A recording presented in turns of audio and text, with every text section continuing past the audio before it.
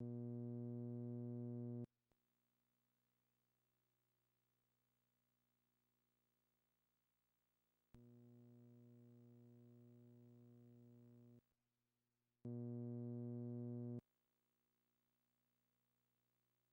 a little bit. No, that's all. That's all set. Yeah, okay. So, give us your full name. Okay. My full name is Joseph, no middle name, Skalet. And when were you born? I was born on July 8th, 1910. Where were you born? I was born in Brooklyn. In Brooklyn, New York. Yeah, you have to speak louder because I don't Right. hear so good. I don't have my hearing aid in either. Tell me about your parents. Your parents. My parents came from Russia, Poland, Russia, an area between Russia and Poland, which changed hands so often that it was designated as that kind of a territory. They both came from that area. I don't know exactly where, and I don't know the names of the cities they came from, for which I'm sorry.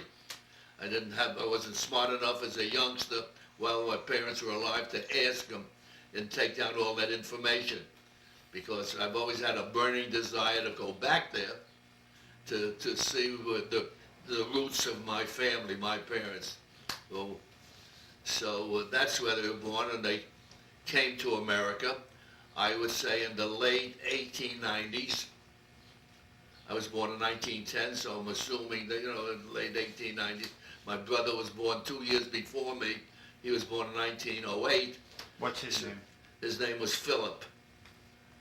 Nice guy, really wonderful. He loved me and I loved him. Unfortunately, he had diabetes and he died at a young age. He died at almost 60 years old. Not quite 60, almost 60 years old. And that's the story of my earliest beginnings. Just you and him? Just you and your Just brother? me, and then of course later on my daughter came, Helen, my sister. Ah. My sister Helen came, and she was born when I was approximately 15 years old. Okay. So there was a long time between my birth and my sister Helen. So it was the three of you. Just the three of us, that's right. And what do you remember about your father? What do you remember about your father? Tell me about your father. Oh, well, I remember my father was a hard-working man, very family-oriented, and always striving to move up the ladder. Originally, we lived on the Lower East Side. I wasn't born there, but my brother was born there on the Lower East Side, Avenue C, I think. That's now the East Village. And we moved from there to East New York, Brooklyn, which at that time was like a suburb and much nicer than the Lower East Side, Avenue C that I just spoke about. We moved there, and that's where I was born. And when I was 5 years old, we moved to a beautiful apartment house, a new apartment house on Eastern Parkway, further up. And that was a modern house, and I remember it very distinctly. And I went to public school there. The public school was a block away, public school 167. And I went to that school. In those days, you started at the age of 5. And that's where I completed my 8 years in elementary school. Nothing significantly happened that's worthwhile talking about in those 8 years. And then I enrolled in Erasmus Hall High School, a co-educational high school in Brooklyn, which at that time was considered one of the best schools, and it was, scholastically and socially, and in all respects, it was a fine school. So I attended Erasmus Hall, and the most significant part of that particular period, 4 years in high school, I made some wonderful friends, boyfriends, and some of them I kept throughout my life, and a few of them enhanced my life or changed my life. one of my friends in particular, a fellow by the name of Norman Shanker. Evidently he was fond of me and I was very fond of him. We were fraternity brothers in high school, and one of the significant things was that he played the piano by ear, and although I took piano lessons as a young child, my brother and I, classical music, you know, yeah, I had a piano teacher that went up and down the scales, you know, very boring, and I would rather be outside playing with my friends, baseball or football, whatever, and I soon gave that up. But this particular friend of mine, Norman Shanker, I happened to be at somebody's house, and I noticed him playing the piano, and I liked the way it sounded because he played in a certain key that's different than most normal keys. And of course, if you're not musically inclined, you wouldn't know what it means, but he played in a key called E flat, which has a different sound to it. So I liked the way it sounded, and I said to him, Norman, just show me a few things that you do, which he did. He showed me a few things, and with that start, I went home and practiced it. And now this is many years ago. This might be, let's say, 70 years ago approximately. And with that start, I continued playing in that key and composing my own style and way of doing it. And I play by ear. If I hear a song and I can sing it in my head, hum it, I can transpose the song from my head to the keys on that, and I play in that key. So he's really responsible for me playing the way I play now. And although I'm not an excellent piano player, I play well enough for my own personal enjoyment, and people around who listen to it think it's great, you know, like Beverly and my wife Lucille and other people think it's great. So it's been a great source of pleasure to me and satisfaction that I was able to develop it from just a few notes into a whole repertoire of music. Popular music, and I play by ear. I don't read music. So that's one of my friends who had a significant effect in my life. Tell me about your mother. Your mother. My mother was a very nice, quiet, peaceful, good woman. Typical mother in those days, raised two kids. My daughter was born later on in life, but raised my brother and myself and took care of the house. We didn't have a full-time maid, but we had a cleaning woman, so forth and so on. And my father, as I told you, was very, very industrious and always moving up. What did he do? What was his My occupation? father was a jeweler. In the old country, he worked at the bench forming gold and silver and other precious metals and precious stones into jewelry. He was a jewelry, and he later became a manufacturer of jewelry. And I left college after a year in college. It was the beginning of the Depression in 1928. I left college. 1929, we had a severe depression. I left college because although I had thoughts of becoming a doctor, when I realized what it would involve, how much of my time would be taken up with studying and testing and all that stuff, I decided I didn't want to waste my youth in school, which I didn't care much for, you know, studying and all that stuff. I didn't care much for that. I'd rather be out with the boys and girls and having a good time. So I went to work for my father, and my brother was also there, went to work for my father. And I started with my father. I was getting $15 a week, of which I used to save $5. But I lived at home, of course, and I had no other expenses. The subway was a nickel a ride in those days, and so forth and so on. So I went to work for my father. He had his own business. He had It was that his particular business. time, he had a factory producing jewelry, and I learned all about the production of jewelry.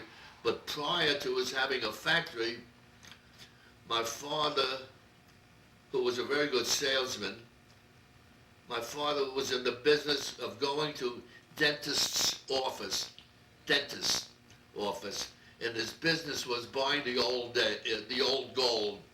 You don't know, but in those days, people's mouths were full of gold bridges. If a person went to a dentist for any reason, the first thing the dentist did was pulled out his porcelain teeth and put in a gold bridge, big, heavy gold bridges. Well, if that same person went to him at a latter date, they would pull out the bridges, throw it in a waste paper basket like it was nothing, weren't valueless, and put in something else, replace it. And of course, the patient never got credit for the gold that was thrown away. So my father used to go around and buy up this old gold and refine it, melt it up into fine gold, get the money for it. And he also made the acquaintance of these dentists, and he used to sell them jewelry for their wives or for themselves or whoever.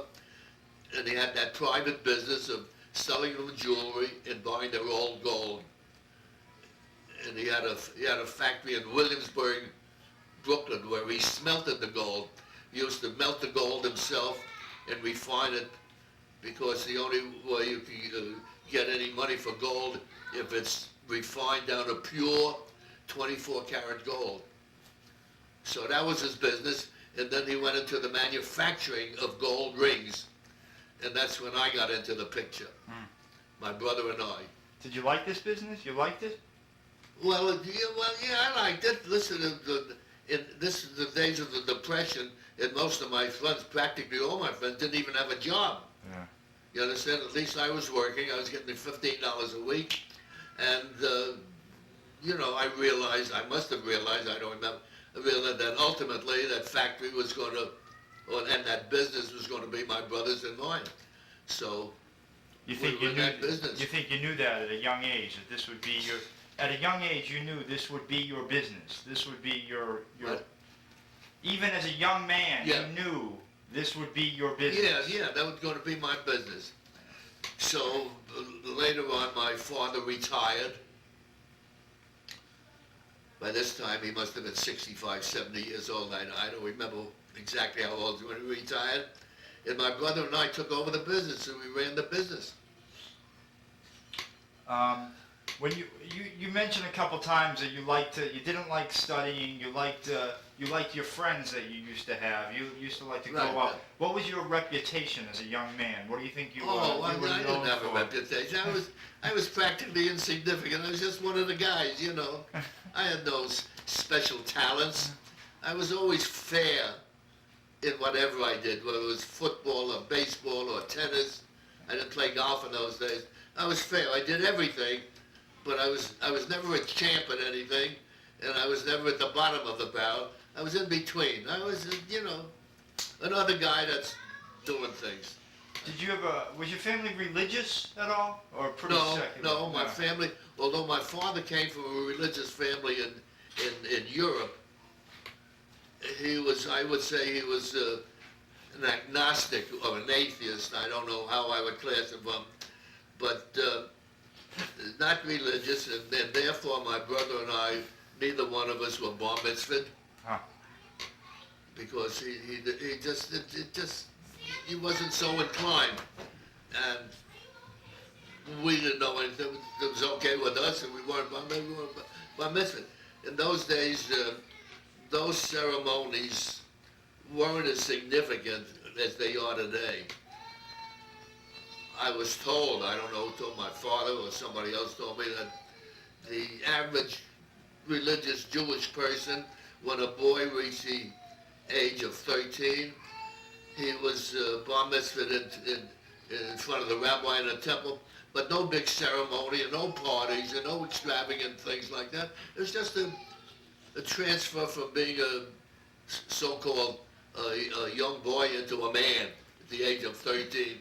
But it wasn't a ritual like it is today, where they have enormous social affairs, safaris in Africa, for bar mitzvahs, you know, and all that kind of stuff. It was a non-idea, it's just a thing.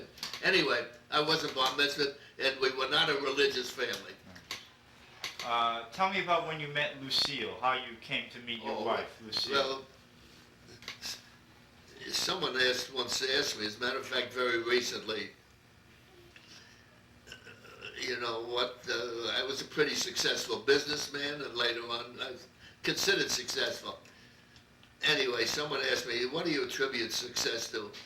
And I said to them, well, success, in my opinion, is like 85% luck. You understand? And I think that in many significant instances, certainly in my life, and in everybody's life, circumstances and luck is the most important part. Getting back to Lucille, my wife, as I was in the jewelry business, manufacturing, we had customers in New York, New Jersey, and Connecticut.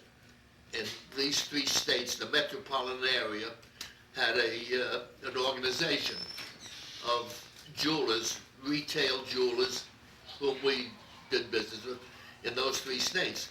And every year they had an annual dance, black tie dance. They had an annual dance.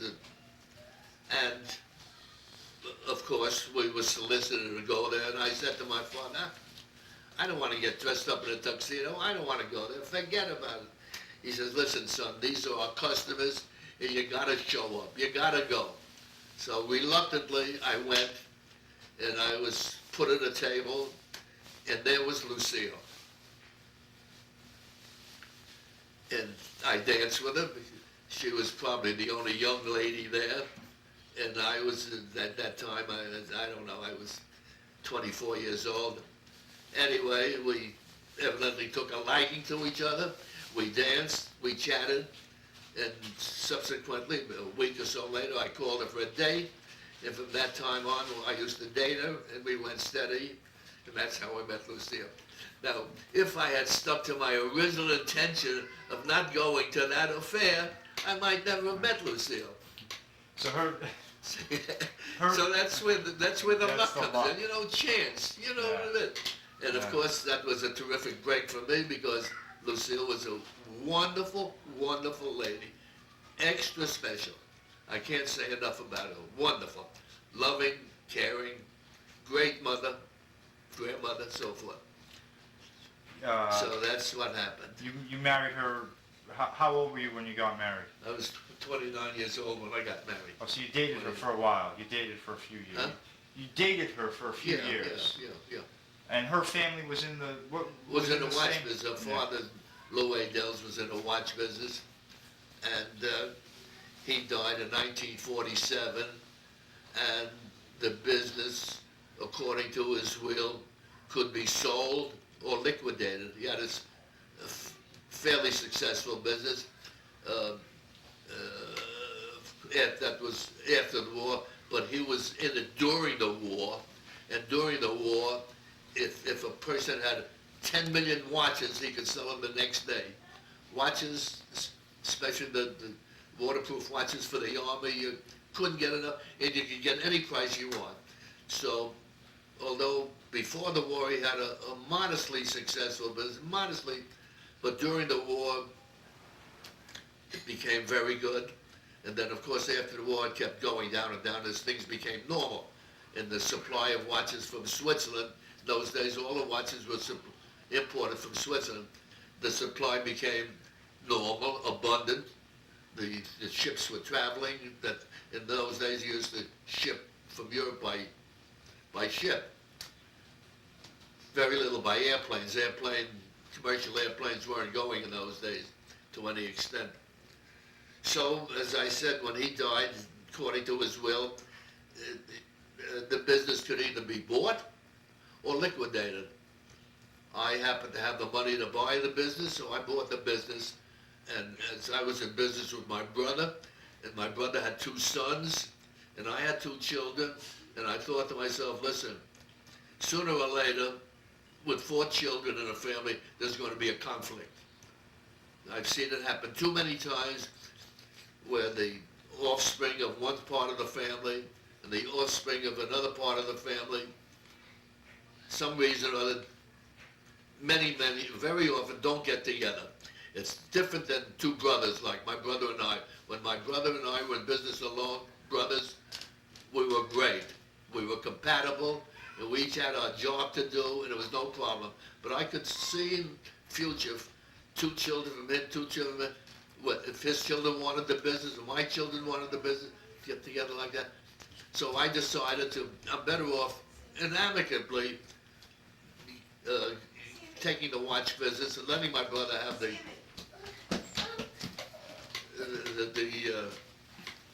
ring business, and that's what developed. So I went into the watch business. And did you grow it? Did you have a strategy for the business, or tell me how? Well, the strategy, just ordinary business sense, you know. I can't tell you what my strategy was. It was just, I always had a philosophy.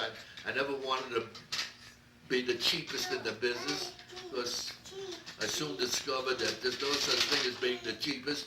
Anybody can be cheaper. But I really tried to build my business on personal relationships. I made friends with my customers, and they seemed to like me and would favor me. And it never came down to a question of pennies, you know, because if it's a question of pennies, there was always somebody cheaper than me, you know what I mean? And there was always somebody cheaper than that guy. And it was always, when it comes to how cheap, there's no bottom to it. And I didn't want to engage in that. I didn't want to be in that rat race. So I developed a personal relationship, and I tried to produce goods that were different than the ordinary. I didn't want to be in the usual channel of goods. I wanted to be different, and that's how I built my business. And I had loyal customers who evidently, and I don't want to brag about it, they evidently liked me because I used to get the business, and price was never an objective. Your customers were department stores, were jewelry stores? Who were the customers? Not so much department stores, because department stores I found were very difficult. First of all, department stores used to give their customers complete exchange. If something happened to the watch, they'd give them a new watch, and they'd send the watch back to the manufacturer for credit. Hold on, Karen, yeah. Sorry, I was trying to get him. Yeah. No, bye-bye, choo-choo. Come with me. Yeah, we'll do that later. We'll do that later. Thank you. No, I'm sorry. I shouldn't have let him. Pardon the slight interruption. So I never, department stores really wasn't my business because I didn't want it. It's a different, that's a business all by itself. Exchanges, returns, credits, no questions asked.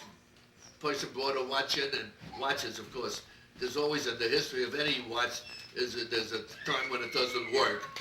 People bathe in them, they get water in them, they drop them, they break them. There's always a time they don't work. And the department store policy is that you're not happy, they will give you credit, they'll give you a new watch for it, and they used to shoot it back to the manufacturer for free replacement.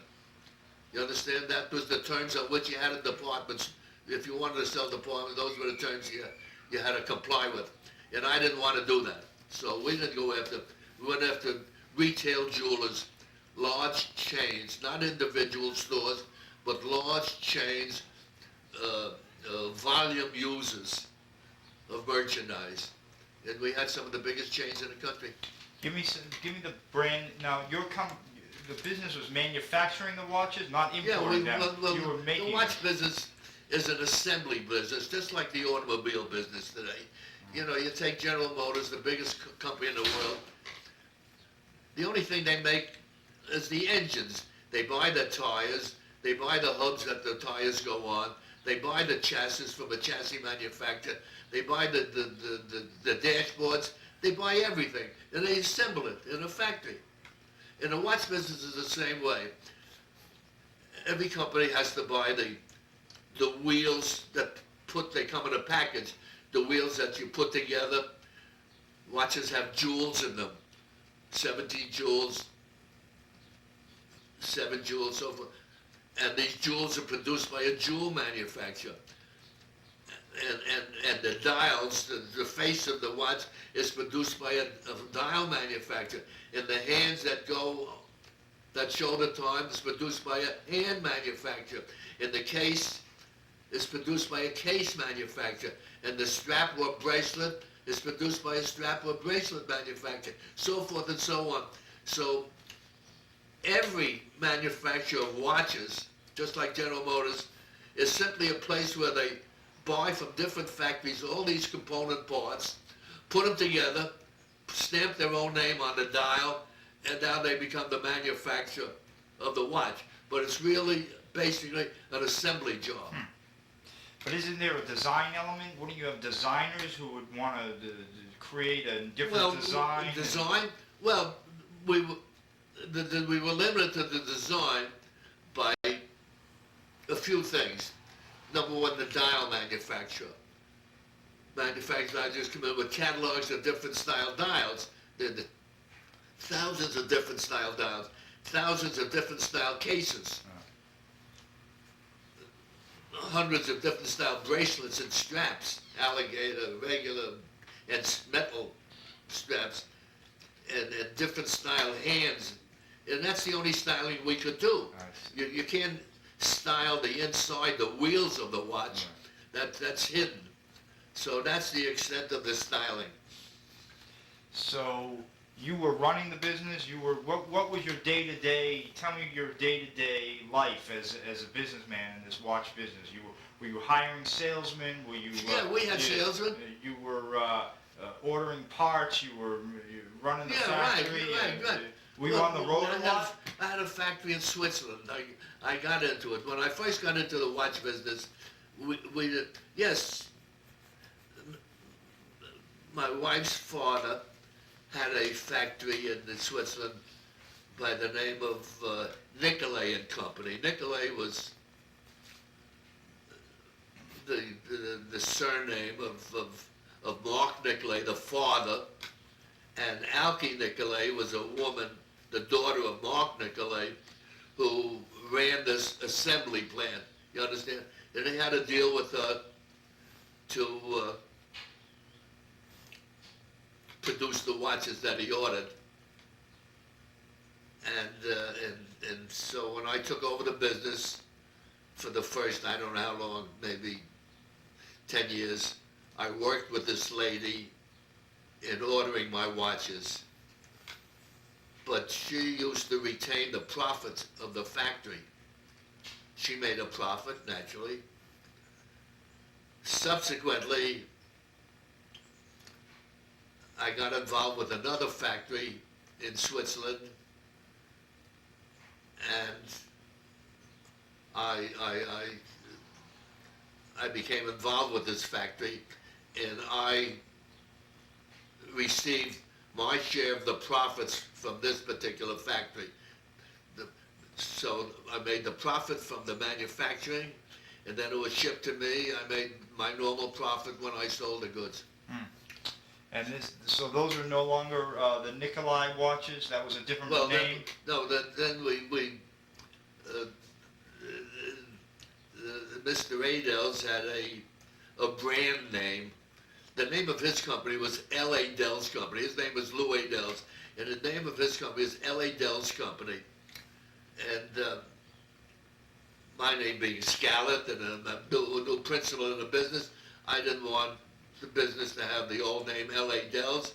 And besides, I thought it more appropriate from a business sense of view to have the name of the watch that I was featuring as the name of the company, such as Boulevard Watch, and Boulevard Watch Company is the name on the dial. Boulevard. Longines is Long. Omega is Omega. Elgin is Elgin. Waltham is Waltham. You know what I mean? It's not an individual person's name. So I decided if I was going to feature the Winton brand, I wanted to be the Winton Watch Company, which I did. I formed the Winton Watch Company, and we sold Winton watches as a name brand. Then, of course, we did private label to big people.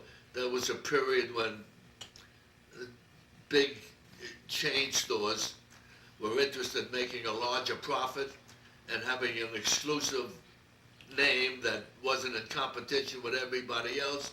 So we used to create names from French names. I'd go to a French telephone book and pick out French names and give them, they'd have that exclusive so nobody can undercut them. And if they wanted to charge it, make an exorbitant profit on it, bigger than normal, there was nobody to say, hey, I could buy the same watch someplace else for less money. And even today, this principle holds true. The leading department stores have their own brand names. Sure. So I developed that brand name business to a large extent.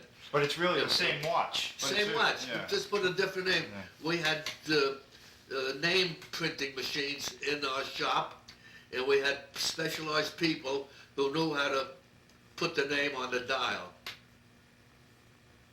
It's a little complicated, and I don't want to go into it, but we were very quickly and very inexpensively put the name. You have to engrave a nameplate in steel, and anyway, it's a printing job, and so we used to make these special names for people who didn't want the competition involved in name brands. Yeah. So that's those main part of my business. So you did not serve in World War II, correct? Sorry? You were not in World War II. No, I wasn't in World War II because we were at that particular time, 1944, I was in the ring manufacturing business, and we had a factory in Midtown, 22 West 48th Street. And I was already 1A for the draft. I took the 1A, I was certified as perfect to go in the draft. I had just been married. I was married in 1939, and war broke out in 1940 or 41. I don't know exactly what. Anyway, my brother, nobody wanted me to go in the Army. Naturally, my wife didn't have any children at that time, but my brother didn't want me to go in the Army. So he had a connection with an optical firm, Meyerowitz and Company, big, one of the biggest in New York City, Meyerowitz of eyeglass frames, and somehow or other, Meyerowitz had the prime contract for making a certain medical instrument for the Navy that was able to take the eyeball out and examine it, put it back in, I don't know. Anyway, my brother, and he was great at that, and he was desperate that I not go in the Army because I was responsible for selling the jewelry, the rings and jewelry that my brother made. My brother was the inside man and I was the outside man, and we worked together as a team, and he was desperate that I not go in the Army because it would break up the team. So he got a subcontract from this Meyerowitz, who was the prime contractor, but Meyerowitz didn't have a factory to make, so we bought all the necessary tools. My brother did. He was responsible for the whole thing.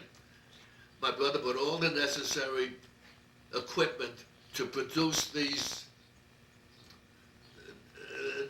mechanism that did something with the eyeball for the Navy, and we produced them in the tens of thousands in our factory.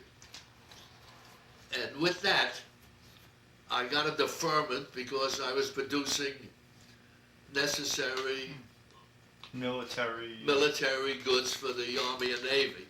With that, I got a deferment. So that's how I did go in the Army. I owe it all to my brother. And so Barbara was born in the early 40s, right?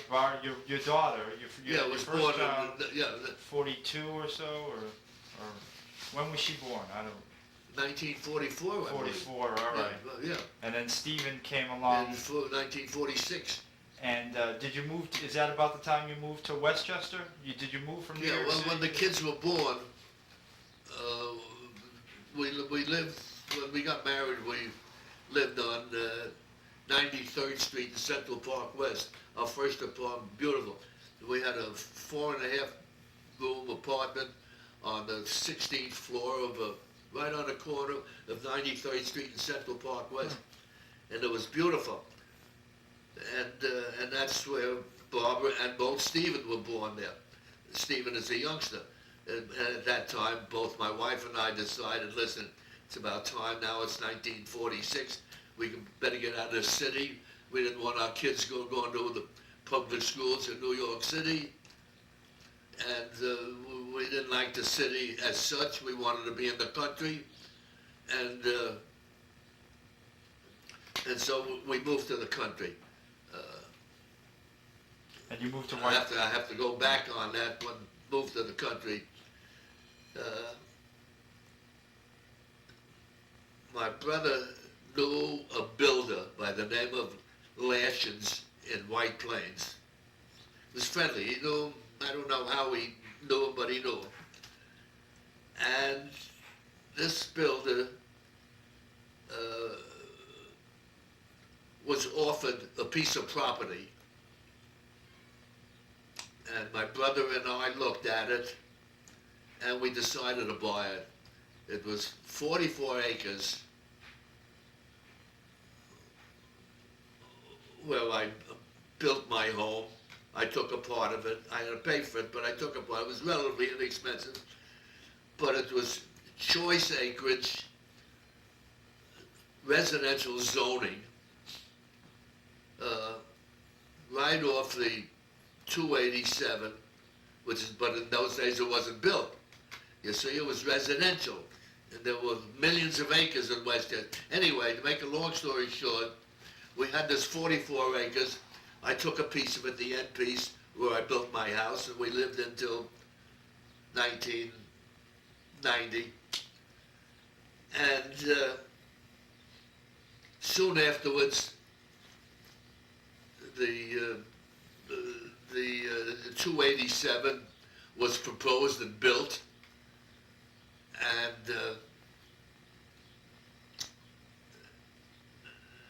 and we should be, before we knew about the 287, that was an inside job. I don't know, somebody, because had we held it, it would have been the most valuable piece of property. Right now it's an industrial park, right on there, you know, but we don't know. There's always somebody who has better information. That's it, business. You know, real estate wasn't our business. We were busy in the manufacturing jewelry, and somebody who must have had a connection in Albany, where this legislation was being proposed, probably knew about it, and they probably knew that a thruway was going to be built through there, and that the residential zoning was going to be changed to commercial zoning, because you could no longer, they were going to build a thruway, you can no longer keep residential. So anyway, to make a long story short, we sold all the acres except the piece that I took to build my house. To someone who made a proposition to you, Oh, someone yeah, who contacted you. yeah, someone, and of course, they reaped And the they benefit. turned around They and reaped sold the- it. Oh. But as I said before, not knowing that they were going to build this thruway there, and seeing the millions of acres, undeveloped acres all around me, and we were paying taxes. You know, when you buy property, even you pay taxes on it. So we said, now let's get rid of it. We made a big profit on it, in those days considered big, and we sold it, and that was the end of that. Had we held on to it, God knows what would have happened. But that's water over the bridge. We weren't alone. Everybody was selling, and other people were buying property in those days that later turned out to be very valuable. You know, hindsight is a wonderful thing. Sure. But the people in the know always have an advantage, and we weren't in the know. Some lawyer was probably in the know, and he advised one of his clients, listen, get hold of this property, because they're going to build a highway through there. They're going to change the zoning from residential to commercial. Yeah. End of story. Interesting. So now we're in the 1950s. You're living in Westchester. Yeah. You would join a country club, or you start to live Yeah, a good yeah, life, right? enjoy Now it. you're a successful Well, businessman. So what's the life Yeah, like? well, What's nothing in the significant. 1950s Well, and 60s? country suburban living is, you know, nothing. It's ordinary living. You know, it's very social. It depends what stage of the life you're in. In those days, that's 19. I moved moved up in 1948, 50. I was 40, 45, 50, 55, 60. You know, in that stage of life is very social, very active, and it just progressed like that. Your wife liked to Then we had our socialize. children, you know. Did your wife like to socialize, have parties at the house? What? Lucille, did she like to have parties or? Yeah, or- sure. We were very social, sure. We had parties, our friends had parties, we belonged to a country club. In those days we belonged to Ridgeway Country Club, Gedney, and then I joined Fenway after that, and we were very social. Is that when you learned how The to? kids were members of the club. Is that when you learned how to play golf? You didn't know how to play golf before then, did you? What? Is that when you learned how to play golf? Yeah, Golf. yeah. No, I played golf before I moved to the country. Oh, you- I played golf when I lived in New York City. All right. But, you know, I used to go out to a public course. I didn't play at a private course, a public course. And so that was my life, and I lived in that house Now, till Yeah. till the year 2000. And of course, unfortunately, my wife took sick. right. She She died had in breast cancer. in the late 80s or late 1980s. She died. When did Lucille die? Lucille died in 1986. 86. Yeah. And in 1980, when she was operated on, she was operated in 1979 in October or November of 1979. She was operated on,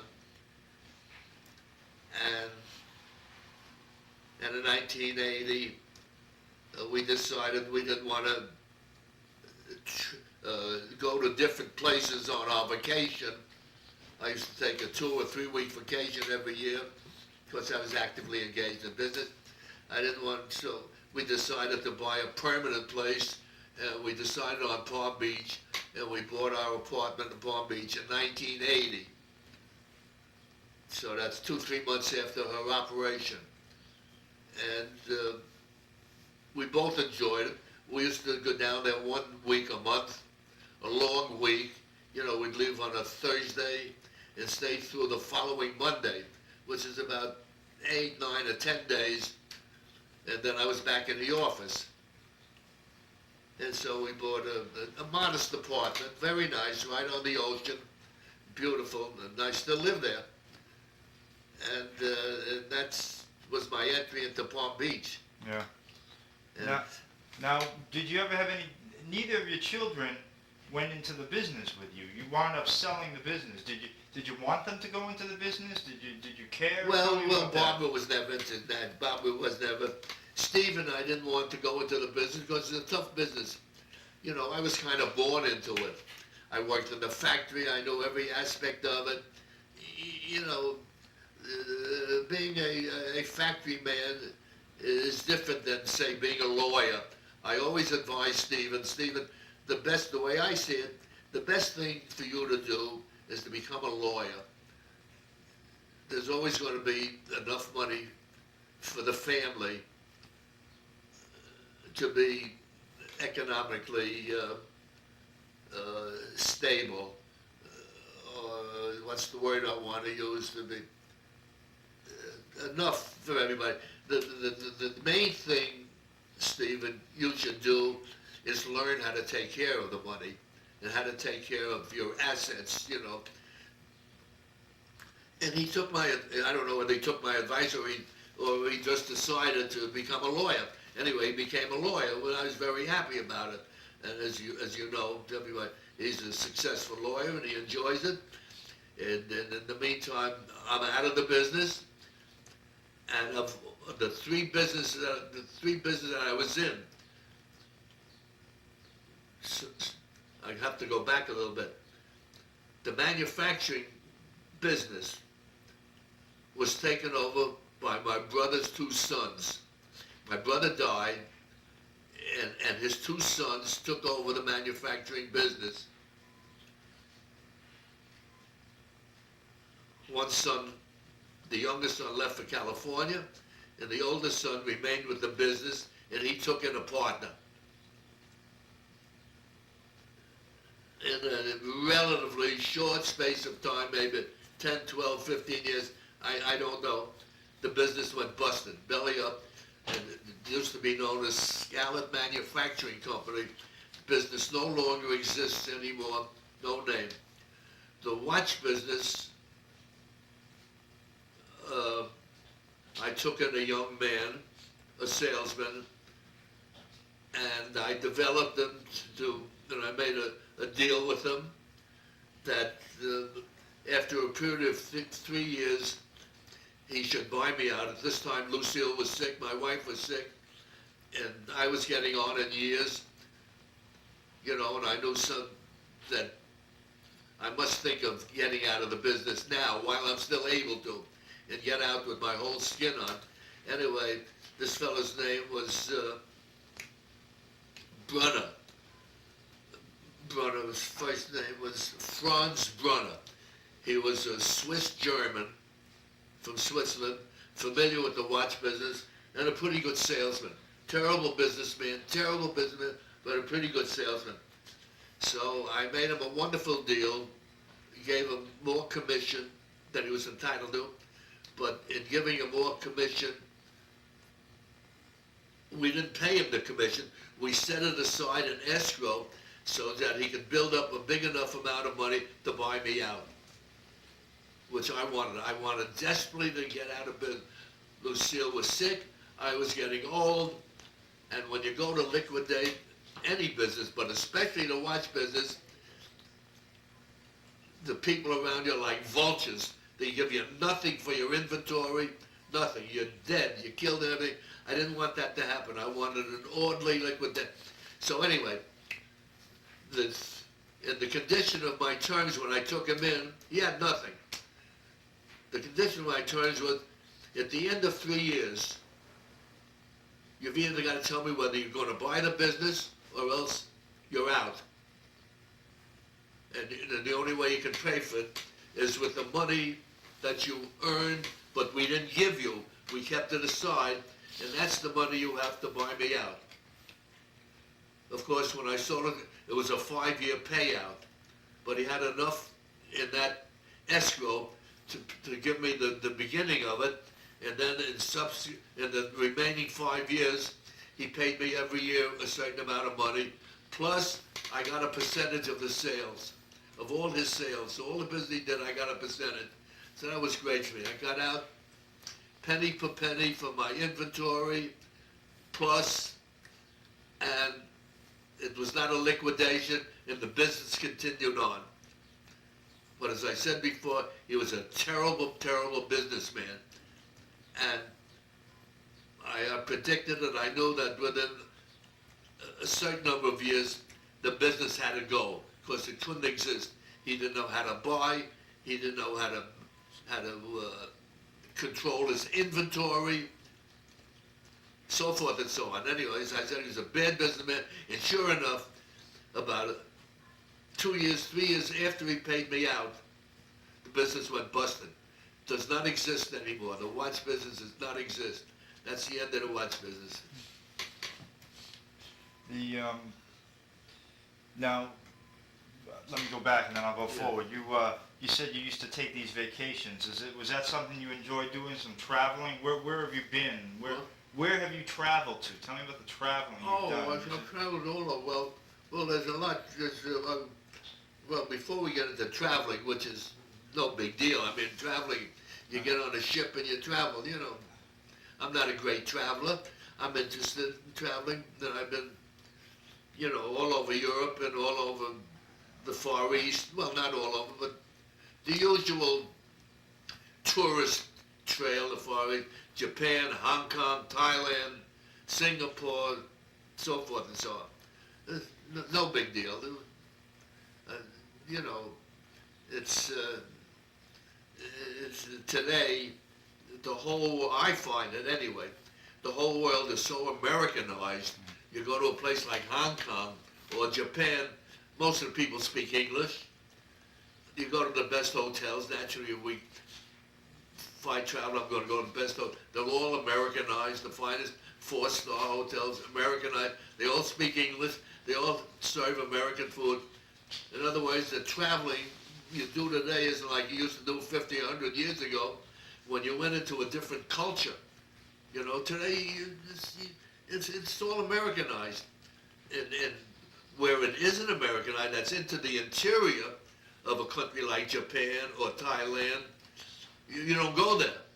You just stay in the fringes, the American part, the finest hotels, the finest restaurants. So traveling, it was, for me anyway, I'm not knocking it, it's all right. But would I go back to Japan? No. Would I go back to Thailand? No. That's the way I felt about it. But it was all right.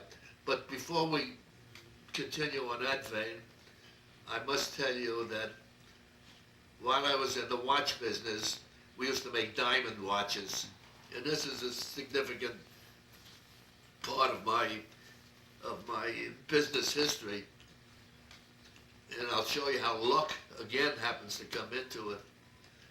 So one day, we made diamond watches. By that I mean, some of our watches had side ornaments, and we used to put little diamonds in. Anyway, so we used a fair quantity of diamonds, not large diamond users, and always little ones, tiny ones. So I get a call at my desk. There's a diamond man here, wants to show you some diamonds. I said, I'm not interested, send him away. And as I said that, I said, what's the name of this company? He said, Israel Diamond Importing Company. I said, send him in. Second to send him in. Sure enough, this guy came in. His name was Eli Nicey. And nice, sociable fellow. And I bought some diamonds from him. You know, he showed me a parcel of diamonds. They were priced right, the kind of goods I used, so I bought them. And I continued for the next few months buying these diamonds from him, this Eli. He was a Moroccan Jew who settled in, or Algerian Jew, settled in Israel and went into, and what he used to do was represent an Israeli diamond company. They used to send him these packets of diamonds loose on consignment. He didn't have to put up any money. If he sold them and he got paid for them, they would send the money to Israel. If he didn't sell them, he either kept them in his inventory or he'd send them back to Israel. He was just like a broker between the Israeli and diamond company, United States. So one day in my office, he said, Joe, I'm going to go into the diamond business myself. I have an American man that I'm going to go in partners with. I said, Eli, do you have any money? He said, no, I have a few $1,000s. I said, Eli, I always liked the diamond business. I'll go in with you. I'll supply the money, and you run the business. You and your partner run the business. He says, good deal. So I put up the money, and I had all the voting stock. It's a corporation. I had the voting stock, so I had complete control of the stock. So this business went on, and it was very successful. It happened to be good times. The price of diamonds, no matter what he bought in, whatever he bought in like this, the price eventually went up. Anyway, he made a lot of money, and we equalized the stock. They became, you know, the voting stock was equalized, okay, between the three of us. So this lasted about 10 years, and then and they were very aggressive, too aggressive for me. They were opening up factories and plants all over, very successful. They did an enormous business. At one time, they reached the point of doing $100 million worth of business, but they were very aggressive, and I was like, although they respected me, I was like an outsider. So one day, Eli came to me, he said, listen, Joe, we want to buy you out. I said, that's fine, Eli. You buy me out. I'll leave it entirely up to you.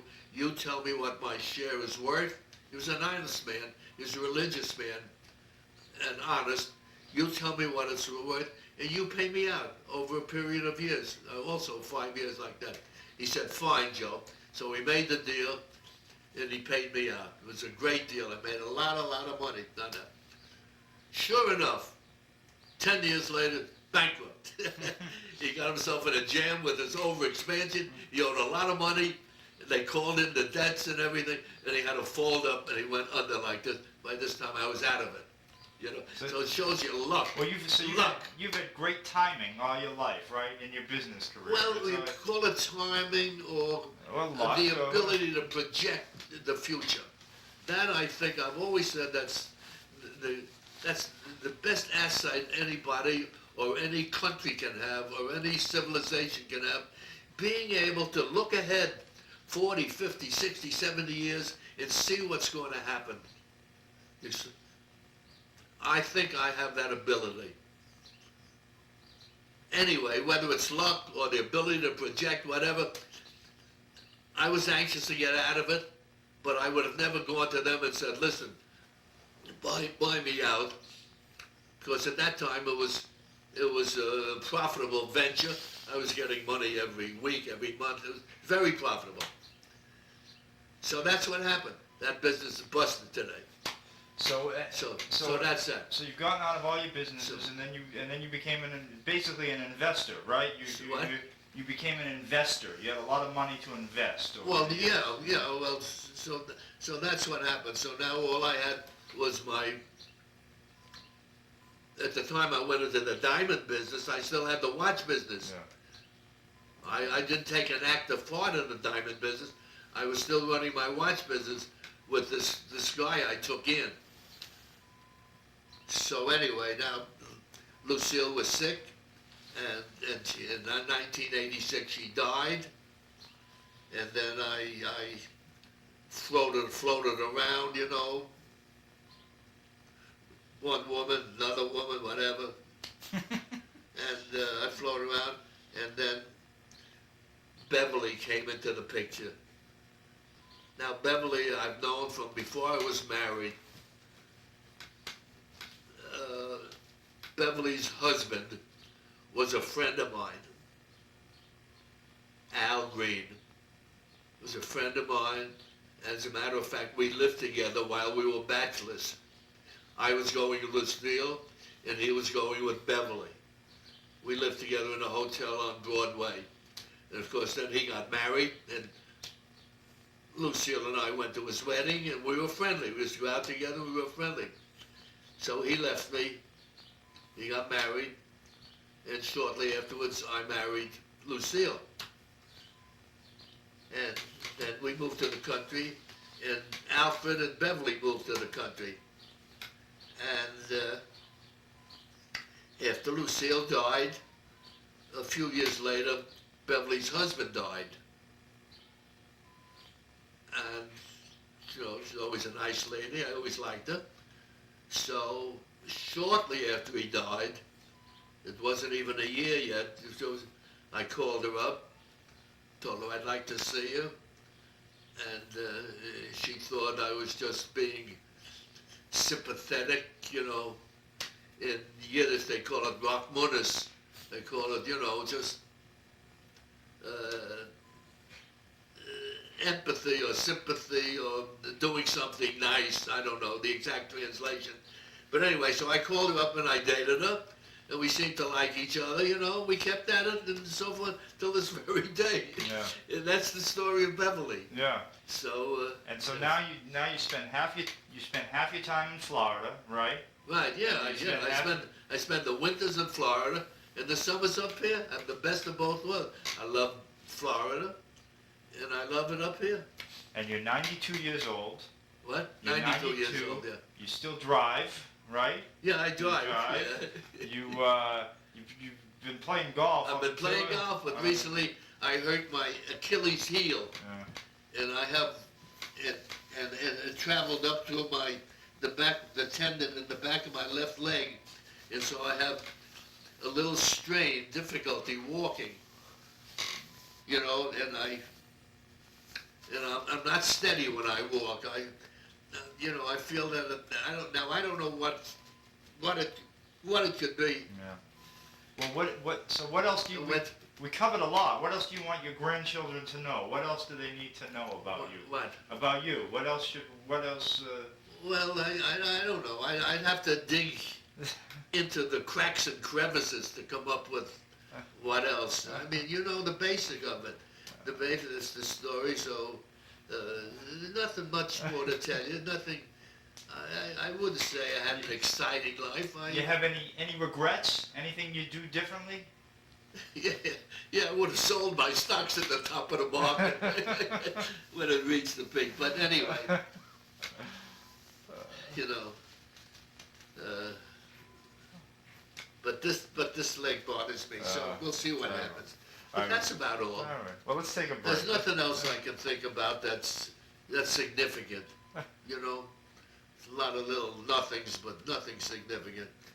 That's the whole history of my business career, and my marriage career, and my involvement with Beverly. All right. Well, let's. And I've adored and loved both women, my wife and Beverly, and I just hope it continues. I hope to be here for my 100th. That would be a milestone and an accomplishment, didn't it? Good luck and good fortune, I'll make it. You're on your way. That's about it. All right. Au revoir. Ciao.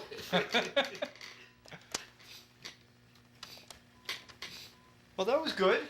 All right. That was good. That's good. Excellent. Okay. Excellent. Okay. How long did we take? Let's see you watch. Oh, this is just a Timex. That's just Yeah, a Timex. That's nothing wrong with a Timex. And I use It's just as good as those the $10,000 watches. I use Listen, it for running. what's the purpose of a watch? To tell time. Yeah. It tells the correct time. That's all you want. What time is it? 10 to 3? Yeah. Let's see how much tape we use. Let's see how this one.